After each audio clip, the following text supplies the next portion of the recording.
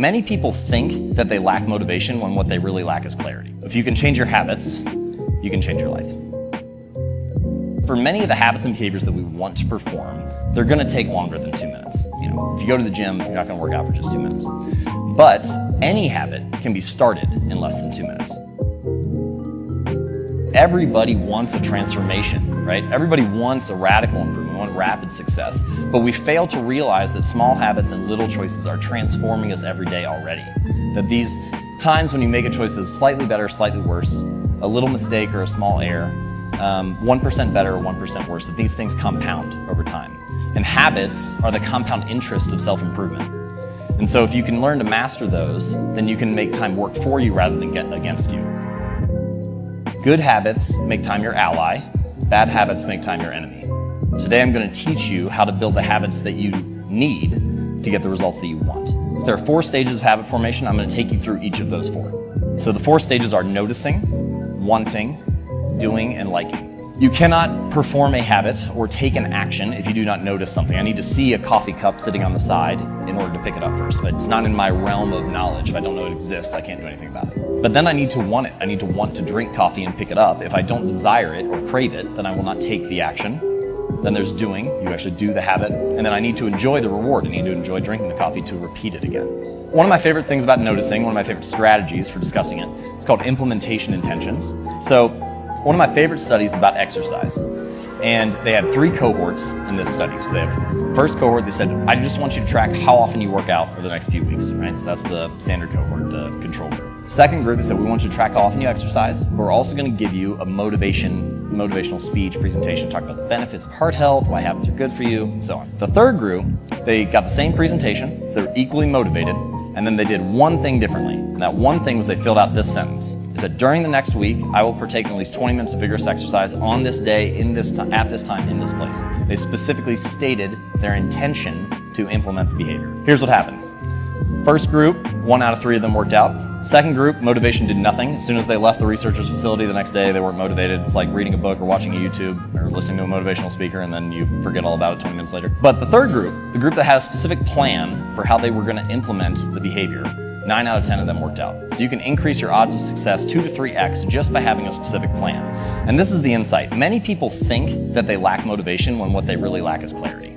They think that they need to get more motivated, that they need willpower in order to execute on a habit. If I just felt like writing, if I just felt like meditating, if I felt like working out, then I would do it. But in fact, they don't have a plan for it. So they wake up each day thinking, I wonder if I'll feel motivated to write today. I wonder if I'll feel motivated to work out today. But instead, you can take the decision making out of it by explicitly stating when, where, and how you want to implement the habit. So you need to give your goals a time and a place to live in the world, right? Give them space on your calendar. The core point about noticing is it's hard to change something if you're not aware of it, and one way to become more aware of the opportunity to take action is to have a specific plan for when it's going to happen. Stage 2, wanting. One of the most overlooked drivers of habits and human behavior is our physical environment. And this is an interesting insight about our desires. Your environment often influences them. We want things simply because they are an option, right? Simply because they are in front of us at the time. You walk into any living room in America, where do all the couches and chairs face? They all look at the TV. It's like, what is that room designed to get you to do? We wonder why we sit and watch so much TV, and it's because our desires are shaped in that way. So, thankfully, you don't have to be the victim of your environment, you can also be the architect of it. You can decide to design something to make your good behaviors easier and your bad behaviors harder. So, when it comes to habits, if you want to practice your guitar more frequently, put it right in the middle of your living room so you run across it all the time. If you want to read more, when you make your bed in the morning, take the book you want to read, put it on top of the pillow, you come back that night, pick it up, read a few pages, go to sleep.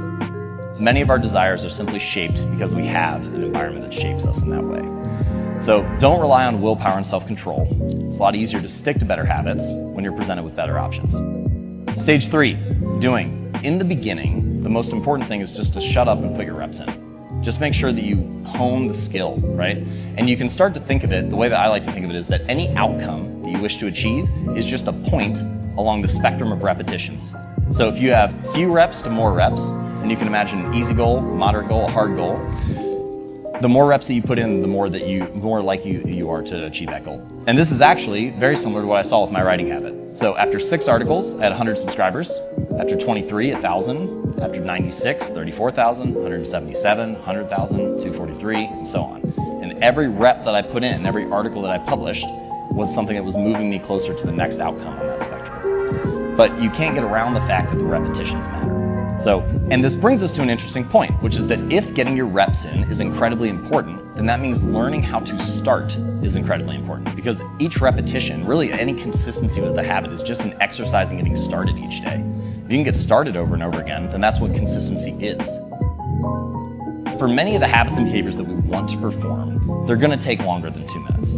If you go to the gym, you're not gonna work out for just 2 minutes. But any habit can be started in less than 2 minutes, whether it's writing, working out, meditating, anything. And so the goal here is that you want to optimize for the beginning of the task. You want your habits to act as an entrance ramp to a bigger routine. What I like to say is you should optimize for the starting line, not the finish line. Right? So often when we think about habits, goals, routines, achievements, it's all about the milestone. We think about how much weight we want to lose, how much money we want to earn, how many subscribers we want to have. It's all fixed on the finish line. But instead, if you can optimize for the starting line and make it as easy as possible to get started and get your reps in, often the outcomes just come as a natural result. Stage 4, liking. So the only reason that we repeat behaviors is because we enjoy them, because we like the reward. If we don't enjoy the experience along the way, we're unlikely to stick with it. And that means that you need to figure out ways to bring a reward into the present moment, because good habits have a problem. And that problem is that for good habits, the immediate consequence is there. There's a cost that happens in the moment, but the reward is often delayed. If I go to the gym now, it's cost me time and energy and effort, but the reward is I'll be fit 3 months from now or not get sick 10 years from now or so on. The reward is delayed. Bad habits are often the reverse. If I eat a donut right now, the benefit is it tastes great and I get a hit of sugar and it's awesome, and the consequence is delayed, right? I get overweight 3 weeks from now or 3 months from now or so on. So you need to figure out how to bring the reward into the present moment to stick to a good habit. Many people, they'll get a chain going and then they fall off track and they feel bad about it. They feel like, oh, I ruined it. I had this great thing and now it's over. The streak is gone. But what you find when you look at top performers is not that they don't make mistakes. They make mistakes just like everybody else, but they can just get back on track more quickly. And in fact, if you could just adhere to this one rule, never miss twice, then you would, even if you fell off track every single time after you got back on track, you still would do it 50% of the time. Change can happen plank by plank, board by board, habit by habit. And gradually, you can become someone new. With consistency and repetition, you can actually change not only your results, but actually your identity. And the reason that this is true is because the more evidence that we have for a belief, the more likely we are to believe it. So if you go to church every Sunday for 20 years, you believe that you are religious. If you study Spanish every Thursday night for 20 minutes, you believe that you are studious. The actions that you take provide evidence for who you are. And it's not that habits matter more necessarily on an individual basis. Each moment in life matters, but what ends up happening is that over the broad span of time, things that you do once or twice fade away, and things that you do time after time, day after day, week after week, accumulate the bulk of the evidence for what you believe about yourself. And so every action that you take is actually a vote for the type of person that you want to become. If you want to become someone new, then you can take a new action and begin to accumulate evidence for that identity, for that belief about yourself. And that the more votes that you cast, the more likely you are to win the election. You don't need to be unanimous. You don't have to be perfect all the time. You just need to have the body of work. So true change is actually not behavior change. It's not results change. It's not process change. It's identity change. The goal is not to read a book, it's to become a reader. The goal is not to write a book or write an article, it's to become a writer. The goal is not to run a marathon, it's to become a runner, to become a type of person, to develop an identity. And the way to being something or becoming someone is through doing something. So every time you sit down to write, every time you practice that habit, you are being a writer. Every time you play a sport, you're being an athlete. Every time you practice painting or music or whatever, you are being an artist. Your identity emerges out of the habits that you have.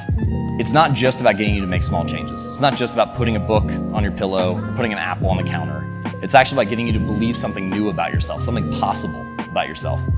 And habits are not only the method through which we achieve external measures of success, like losing weight or earning more money or meditating and reducing stress. They are also the path through which we achieve internal change and actually become someone new.